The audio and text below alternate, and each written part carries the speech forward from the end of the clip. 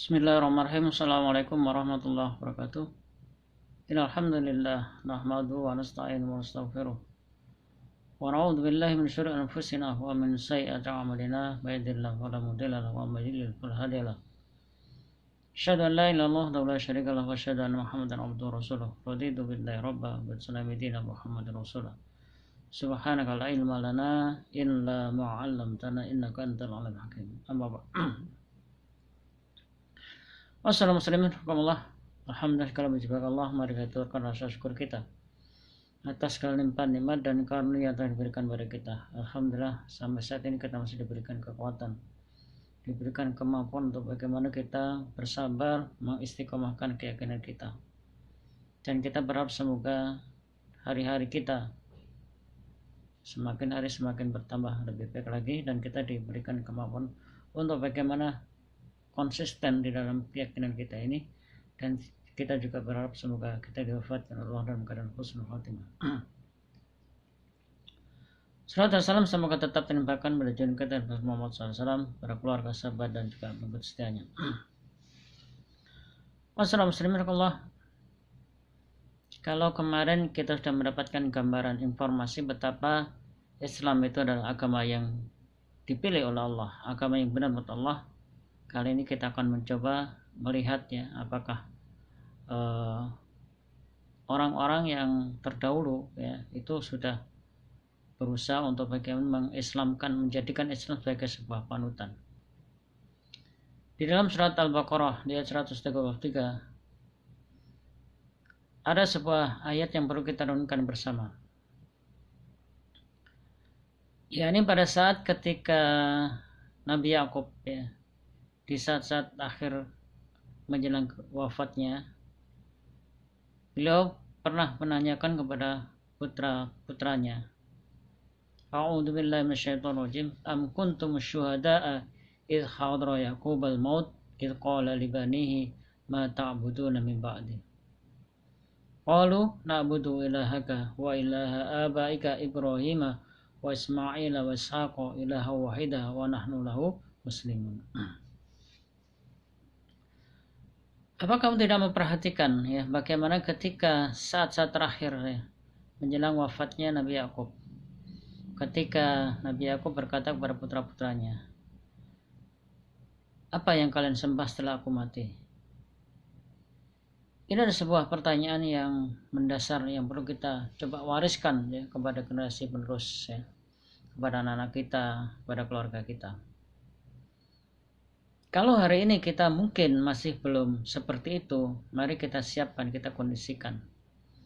Bisa jadi ketakutan kita terhadap dunia yang memang tidak bisa kita pungkiri, itu telah menjadikan diri kita risau kalau nanti bisa jadi masa depan anak-anak kita itu tidak bisa hidup dengan standar kehidupan yang berlaku pada sampai saat ini.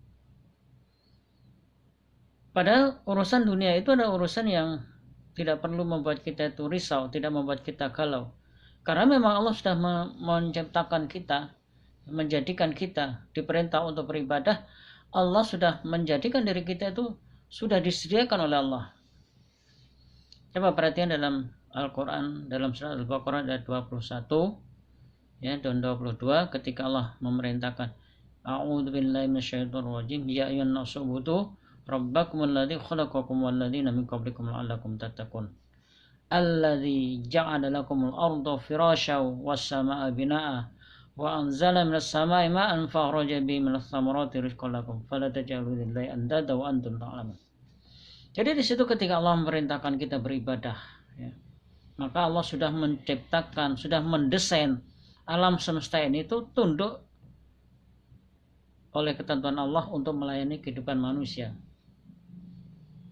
Allah sudah menjadikan ya, bumi sebagai tempat berpijak, langit sebagai atapnya, dan dari langit itu Allah menurunkan air hujan, dan dengan air hujan itu Allah menjadikan biji-bijian menjadi tanaman yang akhirnya menjadi buah-buahan.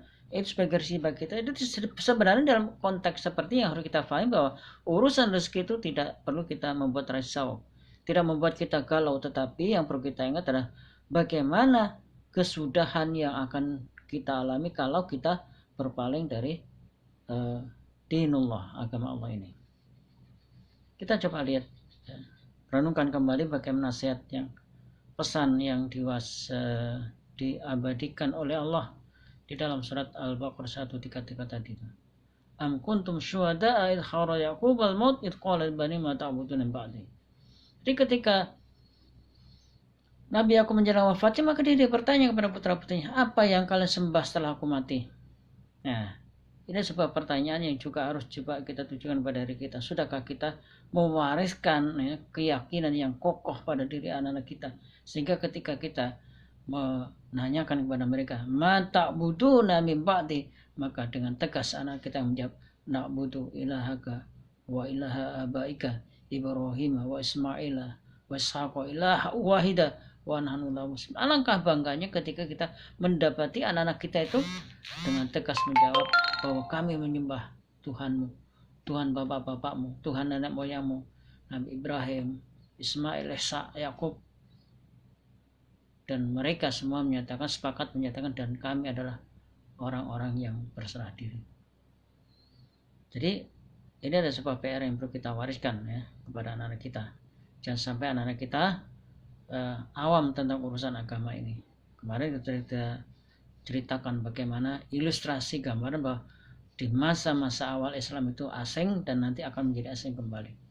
Karena itu mari kita coba kondisikan, kita tarbiyah anak-anak kita sehingga mereka peduli dengan urusan-urusan agama.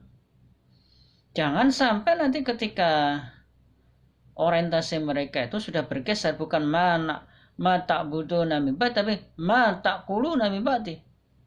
Apa yang kalian makan setelah aku mati? Nah, jangan seperti itu. Ya.